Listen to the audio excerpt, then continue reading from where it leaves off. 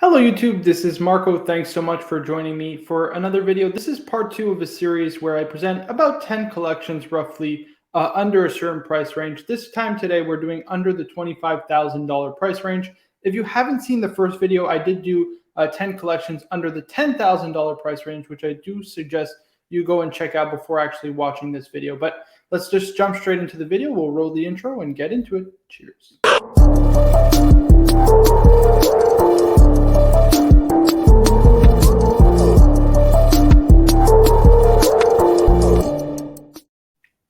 Alrighty, so of course, all of these kind of collections are mostly my opinion on what I personally would get on these kind of themes of the collection, as you'll see as we get into it. And of course, they're based on today's current market value because as we know, of course, there is one law, and that is yesterday's price is not today's price. That's right. Tell him, Fat Joe. Yesterday's price is not today's price. Alrighty, so the first collection I wanted to start us off with was the kind of minimalist collection. This is for the collector who wants kind of no-nonsense watches. They don't want any frills or complication. Dates even can be unnecessary. They want the simplest and purest expression of a watch. And to me, these two models really personified that perfectly. On the left, we have the Rolex Submariner. This is the 14060M, the two-liner sub, which I believe is the ultimate personification of what a no-date sub should be. Just two lines of text, super simple dial, super clean format. I absolutely love this. I think you can get this right around that $12,000 range, and it's still an absolute steal. I think this is going to be a huge collectible in the future. And the second is the Vacheron Constantin 56. I went with the silver dial just to juxtapose the kind of black style of the Submariner. This one is on a leather strap, but I'm sure you can maybe even put it on some kind of rubber strap, make it a little more casual. Maybe a vented rubber strap, right around that $13,000 range. So it sticks us right under that $25,000 price point. But it's just a super simple, clean watch with a date. It's functional, but super simple and elegant at the same time. Both of them can be worn dressed up, dressed down, really for any occasion and in any situation. So this is kind of the minimalist collection. And I look at this, and to be honest with you, I think it's really a perfect collection. You don't need anything else, but hey, I guess we are crazy after all and do chase other watches. So moving on to the next collection, this is more of the dress themed collection. This is for somebody, let's say, who wears a suit, maybe for work every day, or does like to dress a little more formally. And so these are the watches I ultimately would recommend under that $25,000 price point. The first is the JLC Reverso Tribute to 1931. I think it's one of the most beautiful reversos ever made. It is a single-sided reverso, but I don't care. I think it's just so pretty. That black dial with that railroad minute track and those sword hands. It's a throwback, obviously, to the original Reverso. It's only branded Reverso because, obviously, for the American market, they wouldn't actually print Jaeger LeCoultre on the dial. At that $10,000 price point, I really think it's an absolute steal. What a beautiful piece. Definitely needs to be in the collection. The second one I chose was actually the Cartier Santos Dumont XL. In that $6,000 price point, I think it's really hard to beat. It's a really elegant and sophisticated watch, but you can still dress it down, in my opinion. I think it's just absolutely beautiful. It's a timeless icon, obviously. The design is great. It's the original, kind of watch the Santos is, the original wristwatch, at least men's wristwatch. And I just don't think you can beat it at this price point. I think it looks just stunning in this collection. The third watch is something to get something done with. You know what I mean? You need a tool watch, an all-purpose watch.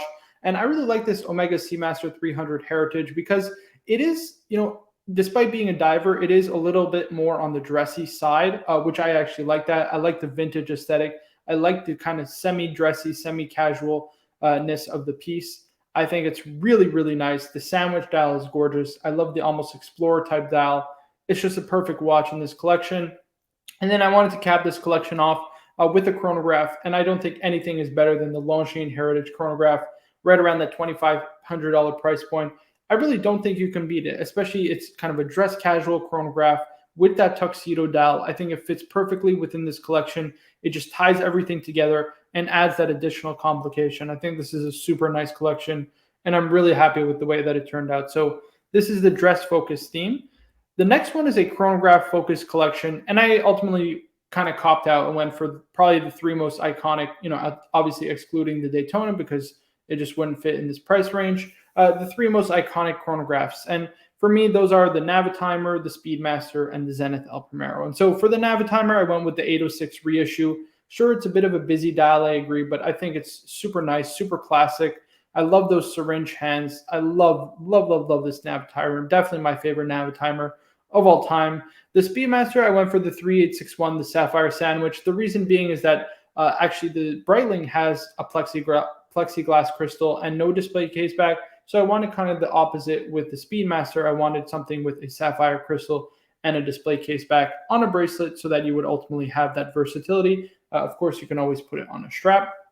And the last one is the Zenith El Primero Open Heart. You can, of course, go for the Chronomaster or, of course, the Chronomaster Revivals that were just released this year, or last year rather, that I think are absolutely gorgeous as well. But I think the Open Heart just adds, a flair, something a little different, and I think it looks really good in this collection. So these are the three pieces, again, right around the $25,000 price point. Next is the Tool Watch Collector. Now, this is a collection that I do like a lot.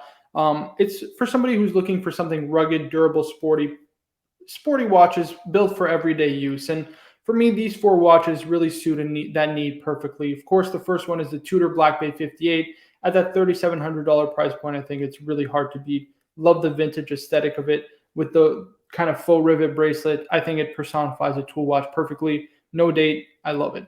Next is the Rolex Explorer 2, but I chose the 16570 because I do prefer the size, the 40 mil size, as opposed to the newer 42 millimeter size. And if we are building a tool watch collection, one thing that the modern Explorers don't have is the ability to change your strap. So on the kind of neo-vintage Explorers, you do have the ability to change out the metal bracelet maybe for a rubber strap or a leather strap, which I think just adds to the versatility of the piece and makes it even kind of more of a tool watch in that respect. Right around that $12,000 price point, I did debate picking a GMT Master 2 over it, but I think the Polar or the 16570, the Explorer 2 is just a much better tool watch, if you will. So that's my pick. Next is the IWC Mark 18. I chose the Le Petit Prince because I wanted that blue dial, something a little different. You need that field watch. I think the best brand that does it is IWC, and I think this is just a stunning piece. I love those kind of Flieger hands. Just a simple dial, no nonsense, super great pilot's watch. And last but not least was the Omega Speedmaster. I went for the 1861 Hesalite just because it's a little less expensive to fit within that $25,000 price range. But ultimately, again, it's a watch fit for purpose to go to space. It's a chronograph, so it does have, give you the ability to time things. I think it's a great watch overall. For $6,000, I think it's a great buy. So that's the tool watch collection. Next is the diver focus collection. Again, some obvious choices. I think you would need a Rolex Submariner, especially at the $25,000 price point. It only makes sense. The one I went with is the 114060, which is the Maxi Case sub. I don't know. I love that Maxi Case sub. I always thought it was so great. At $14,000, you should be able to get one, for good condition, full set, no problem at all. As well as the Seamaster. I chose the Polar Dial Seamaster just for a little bit of dial variation. I love the contrast of that black bezel and the white dial. I think that's a beautiful watch. Again, on bracelet, but you can alternatively put it also on a rubber strap if you choose. And that can be your kind of weekend beater. And last but not least, I wanted something kind of dress casual that would fit this collection. And so I chose, again, the Zenith El Primero Open Heart. But again, you can always go for the Chronomasters or the Chronomaster Revivals that they did last year. I think Zenith would really help cap off this collection nicely, give you a kind of dress watch, sporty watch, put it on leather, put it on rubber. You have the opportunity to choose. And overall, I think this is a really great collection. So that's your diver focus collection. Next is the GMT focus collection. So this is, of course, for the frequent traveler. For me, I love the Grand Seiko SBGM 221. It's hard to beat at the $3,700 price point, especially because of the functionality and the versatility it gives you. It could be dressed up, it could be dressed down, it could be taken with you on vacation. It can be used every day as a kind of office watch. I think it's a great piece. Definitely deserves to be on here. Again, at that $25,000 price point, I don't see a reason why you wouldn't put the best GMT on the market, which is a Rolex GMT. For me, my pick was the 16710. Obviously, modern GMTs are just so ridiculously expensive. I think you can still pick up a neo-vintage GMT for a reasonable price, obviously within today's kind of market context. But at $15,000, you can definitely pick one up in good condition, likely full set, that should be able to wear for a very long time, that you'll be able to enjoy. And the last one I wanted to put in was kind of a chronograph, something a little different, another sports watch. So I went with the Omega Speedmaster, the 3861 Sapphire Sandwich, around that $7,000 price point. I think, again, it's hard to beat. Timeless, iconic watch. I like the newer format bracelet. I do prefer the Sapphire Sandwich because you get that display case back. And so this is my GMT focused collection. Next is the collection for somebody who has a big wrist. I would say over 7¼ inches. I think this collection is really perfect for you. You get 3 absolutely stunning pieces that I wish were available in smaller sizes, to be honest with you. So the first one is the Omega Speedmaster Racing Chronograph.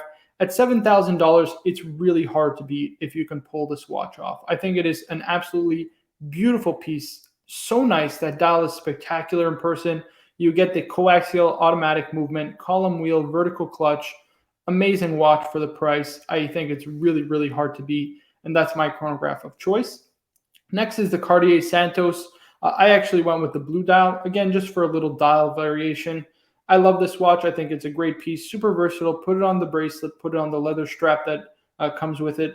I think this is a gorgeous piece, definitely worthy of a collection for somebody who has a bigger wrist. And last but not least is the IWC Portuguese, the 75th anniversary.